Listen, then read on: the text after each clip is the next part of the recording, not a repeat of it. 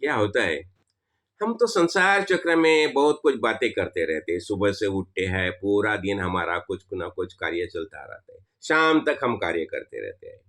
और मदभाग्य से जब भी हमारे इसमें जिज्ञासा निर्माण होती है, हम ये सब क्यों करते हैं, तो पता चलता है हमें ढूंढने लगते हैं। अरे सुबह से उठना, और क्या है, यही जिंदगी क्या है, यही जीना है क्या? फिर ये जिज्ञासा निर्माण होती है, और फिर हमें पता चलता है कोई ना कोई ये विश्व में भगवान करके है, देव देव देव। और उसे हम ढूंढने लगते हैं। कोई बताता है चार धाम की यात्रा करो, कोई वो बताता है सेतु बंधा रामेश्वर में जाओ, कहाँ कहाँ कहाँ बताते हैं। फिर हम घूमते रहते हैं, घूमते रहे, क्यों? भगवान के ढूंढने के लिए। भगवान के ढूंढने के लिए हम सब जगह घूमते रहते हैं। ऐसा ही होता है। देखो, ये कस्तूरी मृग होता है ना, कस्तूरी मृग, उसका नाभि में कस्तूरी रहती है। और जब भी उसका सुगंध आने लगता है ना, तो उसका अरे वाह वाह वाह वाह, बहुत बढ़िया है, सुगंध है तो बहुत बढ़िया है। तो ये कहाँ से आता है, कहाँ से आता है? इसलिए घूमने लगता है, घूमने लगता है। पूरा जंगल जो है ना, घूमता है घूमता है घूमता है। और वैसा घूमने के बाद जब वो नीचे गिरता है, तो क्या होता है देखो, सुदैव से उसका जो ये है ना नाखून, उसका नाभि के यहाँ आता है, और उसे वो स्मेल वहां आता है, धुआं ये आने लगता है, गंधा आने लगता है। और वो बताते हैं, अरे बाप रे बाप रे, ये जिसके लिए मैं पूरा जिंदगी घूम रहा था, वो मेरी ही नाभि में मौजूद है। ऐसा ही होता है। हम सुख सुख आनंद आनंद करते घूमते रहते, घूमते रहते। और देखो क्या होता है, ऐसी ही और एक बात देखो, एक ऐसा एक आदमी था, उसे कुछ ने बता दिया कि अरे उसे वो परिस के लिए ढूंढता था। उसने क्या किया, गले में एक लोहे की चेन लगा दी, चेन लगा दी।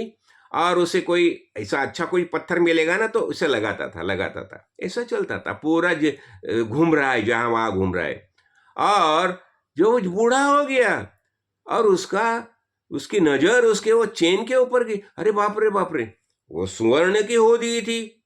यानी क्या हो गया, कभी ना कभी उसे परिस मिल गया था, लेकिन उसके ख्याल में ही नहीं है। ऐसा ही होता है, हमें भगवान मिलते हैं, लेकिन उसके तरफ हमारा ख्याल ही नहीं जाता। इसलिए क्या होता है देखो, अभी क्या होता है, ऐसा ही देखो, ये मृगजल जो बताया जाता है ना, तो मृगजल में भी ये तीन दृष्टि रहती है। देखो, जो हरिण जो है ना, उसे क्या लगता है, ये सूर्य का वजह से ये मृगजल दिखाई देता है, मरीची मरीची बताया जाता है।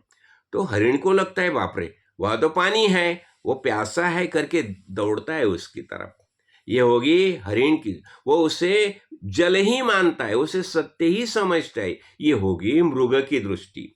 अच्छा, तो मृगजल के तरफ देखते समय हम क्या करते हैं देखो, जब ये समझो अभी दोपहर की कितना 12-1 बजे का समय है, और हम टार रोड से जाते हैं, गाड़ी से जा रही है, तो वहां हमें जल दिखाई देता है, लेकिन हम समझते हैं ये मृगजल है करके, हम पहचानते हैं। यानी ये होगी हमारी जो थोड़ा सा ज्ञान से उत्क्रांत तो हो गया उसकी दृष्टि। हाँ। और सूर्य, अरे सूर्य के लिए कुछ है ही नहीं है, उसका मृगजल के बारे में वो जानता ही नहीं है। ये ऐसा होता है। ये इसलिए क्या होता है, जो अज्ञानी है उसे जल लगता है, थोड़ा सा उत्क्रांत तो हो गया उसका ज्ञान से, वो उसका आज ये कर सकता है कि ये भ्रम है करके। ऐसा ही होता है, जब भी हम जीना पूरा जिंदगी घूमते रहते हैं ना, पूरा पूरा घूमते हैं जहां वहां। और ये क्या होता है, हम तो ढूंढते रहते, भगवान को ढूंढना है। कोई बताता है अरे ऐसे ऐसी पूजा करो, हम वो पूजा करने लगते हैं। कोई बोलता है फलाना फलाना तीर्थ जाओ, वहां हम जाते रहते हैं तीर्था। लेकिन वो देखो, तीर्थ में जाने से एक फायदा रहता है। देखो, तीर्थो तीर्थे निर्मलम ब्रह्म वृंदे, वृंदे वृंदे तत्व चिंतानुवादा, वादे वादे जायते तत्व बोधा, बोधे बोधे भासते चंद्रचूड़ा। यानी क्या होता है देखो, हम जब भी तीर्थ यात्रा में जाते हैं ना, शुद्ध अंतःकरण से जाते हैं, वह कोई ना कोई ज्ञानी पुरुष से मुलाकात होती है। हाँ, तीर्थ और निर्मलम ब्रह्म वृंद, अनेक निर्मल स्वभाव के ज्ञानी महापुरुष मिलते हैं। उनसे जब भी हम इंटरेक्ट करते हैं, बातें करते हैं, तो हमें ज्ञान का प्रबोधन होता है, ज्ञान प्राप्त होता है। हाँ, और इतना ही नहीं है, साक्षात चंद्रचूड़ यानी शिवशंकर है, उसकी प्राप्ति भी हमें हो सकती है।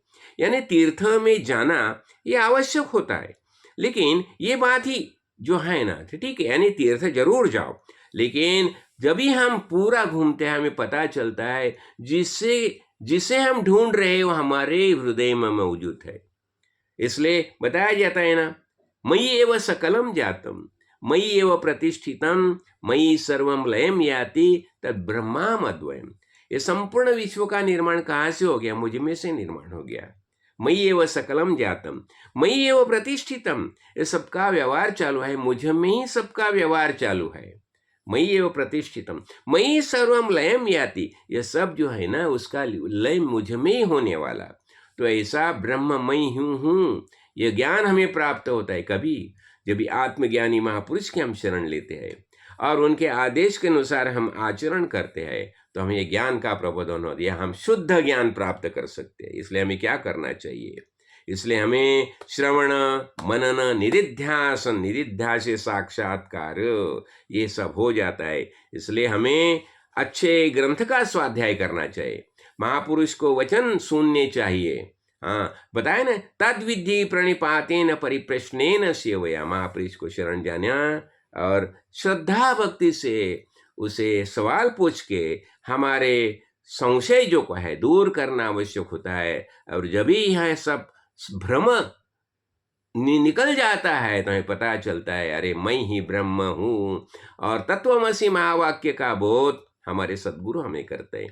तत्वमसि यानी परमेश्वर जो है, परब्रह्म परमात्मा है, तुम ही हो, ऐसा हमारा निश्चय होता है कभी जब हम संत संग में जाते हैं। राजाधिराज सद्गुरुनाथ श्री काड़ सिद्धेश्वर महाराज की जय।